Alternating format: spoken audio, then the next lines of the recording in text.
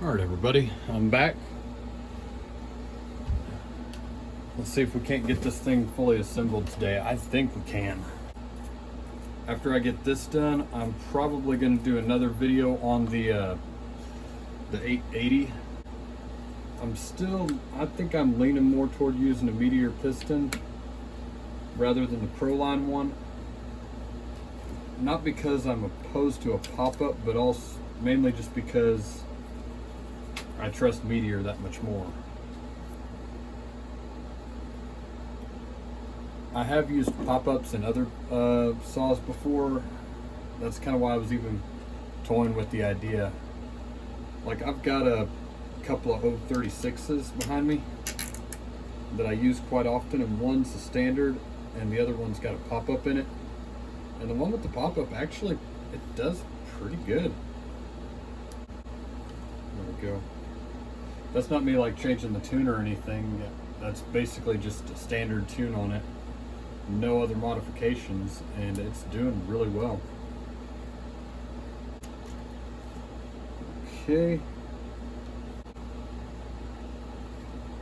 I may need to do a little tweaking to this. It looks like this one line has a pretty good crack in it that only really started to show up whenever I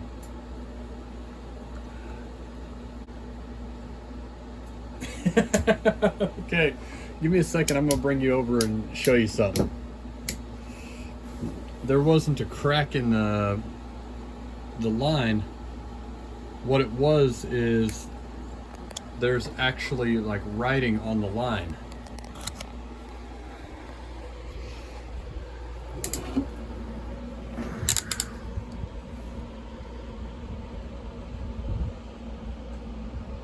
So I didn't have a whole lot of light, and I was feeling that casting on there, and I thought it was a split in the actual rubber line, which it was not. So when I started investigating a little bit, turns out it wasn't a crack in the line. It was indicating what that line was for. So now I feel a little bit silly, but hey, I'd rather double check it and find out it's not something to worry about than get it all put back together, find out that I've got a leaky fuel line. All right, there's my choke. So we're good there. There's that.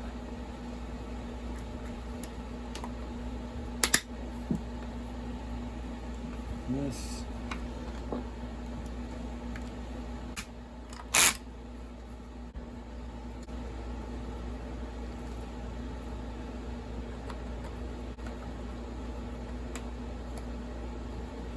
There we go. Now, let's start on this side.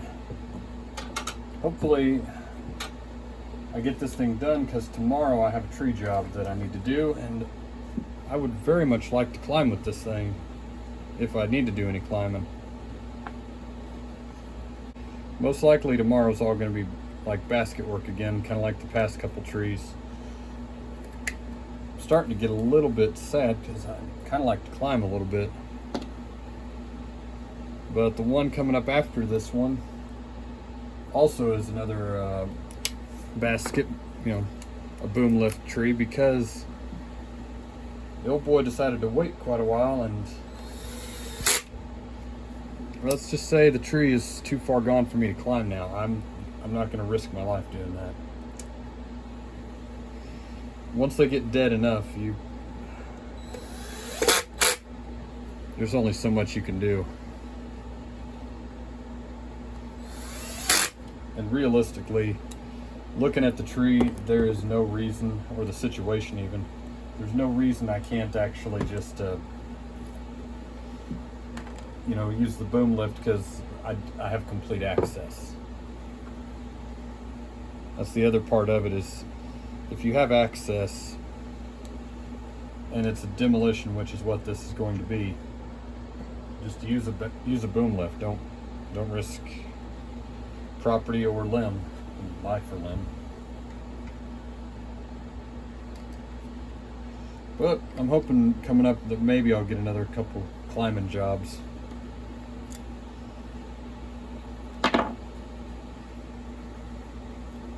I'll replace this later.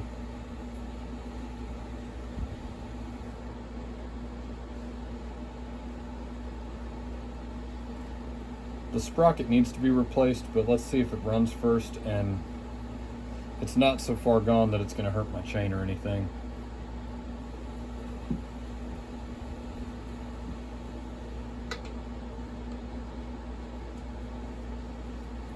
Okay, so this is something fascinating. You'll notice on this clutch right here, we're missing something right up here. So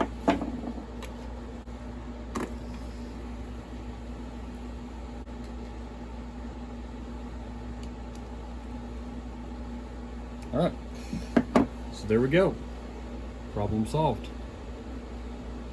Now this thing is actually going to be balanced again. It actually looks like it needs a little bit of cleaning.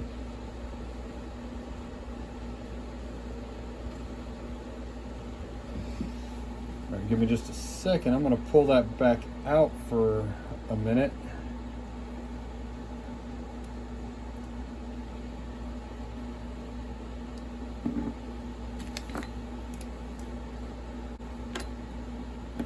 I'm seeing something kind of weird that I want to show you here in a minute, which is why I'm inclined. There we go. All right, so right up here,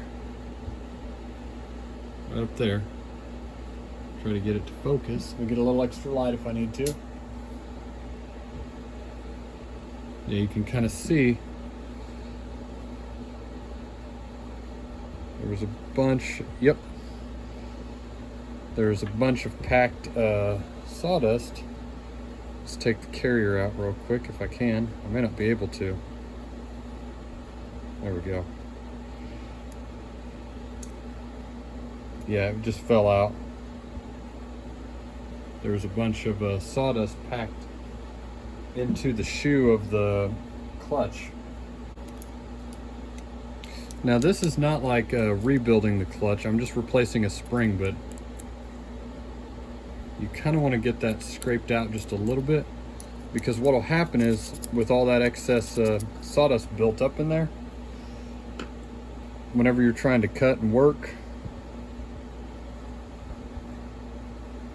2 seconds, yeah, okay, that's it right there. Whenever you're trying to cut and work, your chain's going to be semi-running because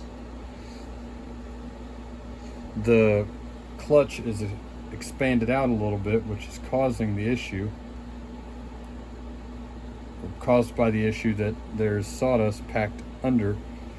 There you go. Now you can see that. See how clean that looks right there? Now let's look back over here at this one. See all that packed in there?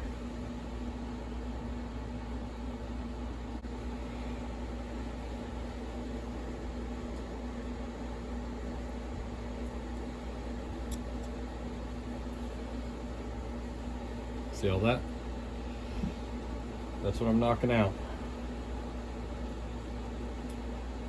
Now you wouldn't think that that would cause very much, but before I realized there was a broken clutch spring, I thought that the clutch and clutch drum were locked up together because of all this extra material and that lack of a spring causing it to all be cattywampus. There we go.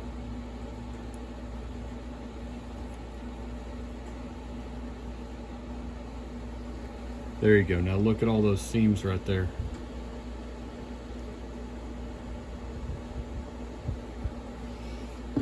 Now, this is where it gets to be a little bit fun, and sometimes you gotta fight them in there, but this being small enough, I'm not really having to wrestle with it. So just take it. And you got to be careful, because you can actually have one of these things come loose and cut you, hook your finger or something, and it's going to be extremely painful. But the way I'm holding it with the needle nose, and I'm pressing against, and I'm taking it the minimum distance, and that should do right there. All right, so we're going to come back over here. Let me get my little grease tub back under there because I kind of like it as a holder for right now.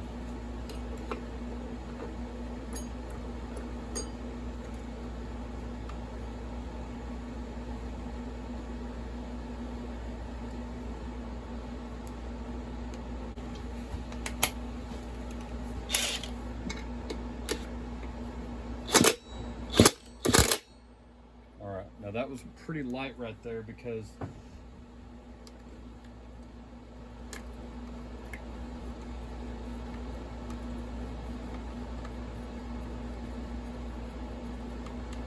I just want it tight enough to where whenever I start this thing up, I'm not slinging that thing across the yard.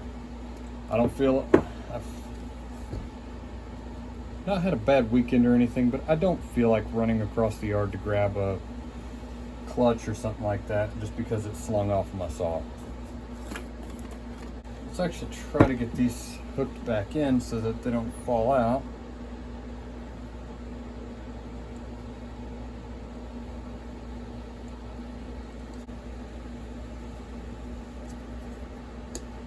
There it is.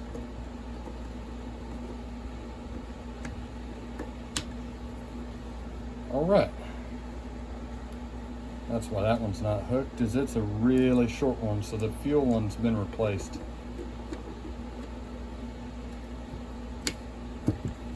All right, we're missing a screw right here. I'm gonna worry about that later. Not because I'm lazy, but because we'll just see if it starts. Then I'll see if I can replace that cord. I think this will do it for the most part. We're just about there. Okay, so after I get these screws in, I'm gonna go gas it up and I'll let you know here in a moment how we're doing. I have not kitted the carburetor. After a little bit of investigation, I don't think it was necessary at this particular moment.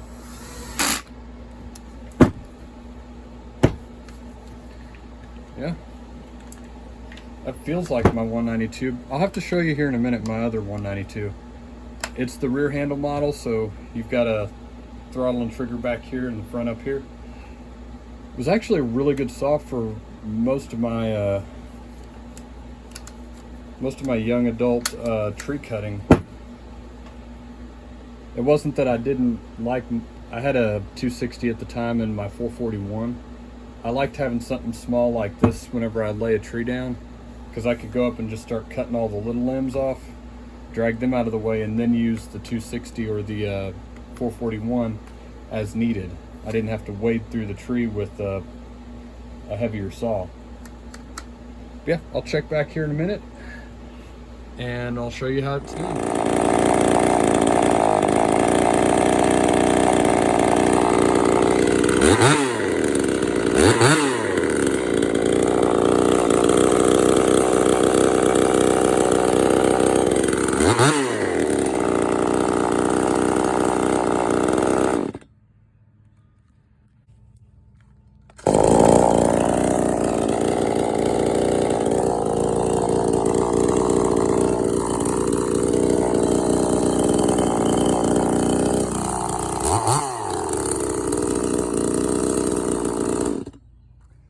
So I think I got it. Sounds pretty good. It does sound a little bit weird with that muffler completely gutted, but I did have to weld it back together. I was already going to be into it anyway. But yeah, let's go inside, and I think I might do a carb kit on an 009. We might tack that on to the end here. See you in a few.